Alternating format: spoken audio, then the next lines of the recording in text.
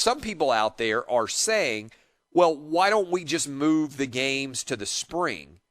And my answer on that is pretty straightforward. There are three pretty clear reasons why moving to the spring doesn't make a lot of sense. And Urban Meyer basically said, hey, there's no way that a spring college football season is going to happen.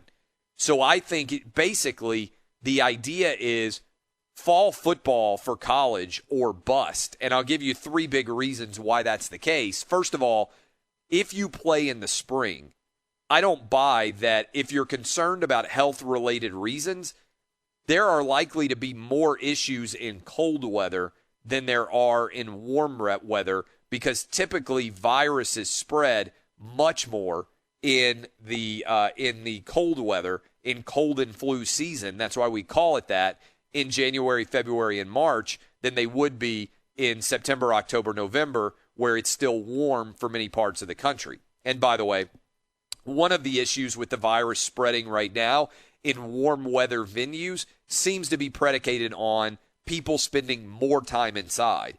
In other words, the virus clearly spreads better indoors, and it seems to spread more when you're indoors trying to avoid the heat outside than it does spreading outdoors in general. But the basic takeaway here is in January, February, March, and April, it's more likely that there's a virus circulating in that time of year than otherwise. Also, all the best players are not going to play in the spring.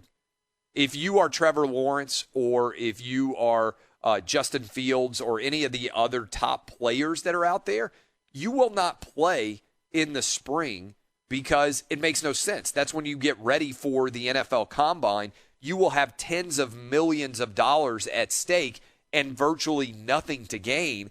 All of the top juniors who would go pro and all of the seniors who hope to have a pro football career, none of those guys are going to play.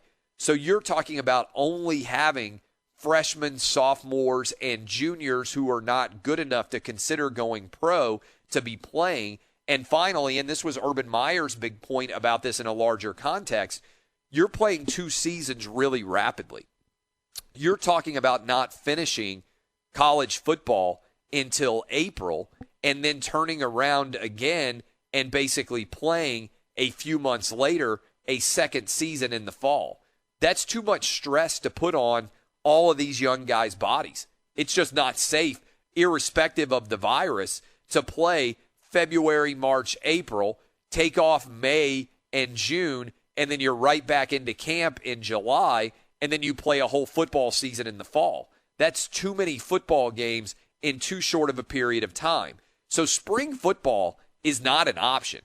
It might be an option, kind of like you have now with the spring game. There might be a couple of exhibitions that could be played, but I really don't believe this idea of, oh, if we just push the season back farther, it's going to make more sense. I've been telling you guys on this program for a while, I think it's more likely to make sense, honestly, to go ahead and push it up closer.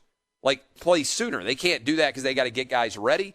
But September and October is when you would want to be playing college football games. I don't think there's any doubt at all about this. Now, there's a lot going on associated with college football, but I also think it's important for you to realize that a big part of this is everybody suddenly focusing all on the same league, right? Because all of the pro sports leagues are ready to go. And now everybody who is focused on will they or won't they is turned their attention to college football. And they're putting a lot of pressure on the presidents, on the commissioners, on the athletic directors.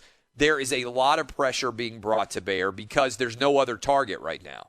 We know that we're going to have pro sports, and I really don't buy into the idea that suddenly these kids are going to be at a lot more danger by playing football. I really don't, because the data reflects that these kids are much safer on college campuses than they might well be at home because there's better doctors and better medical treatment there. But also the bigger issue remains your average college-age kid is more likely to be struck by lightning than they are to die of the coronavirus. Your average college kid is much more likely to die of the flu than they are of the coronavirus.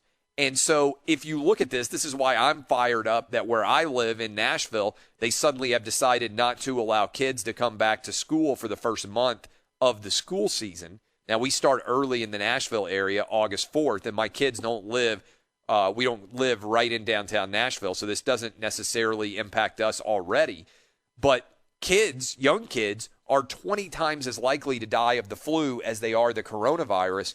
And so this just in and of itself doesn't make a lot of sense when I look at all the data here. We need to have these kids back on a college campus and back playing football. I don't think the danger to them is any more substantial on a college campus than it would be living wherever they are in their hometowns or home cities.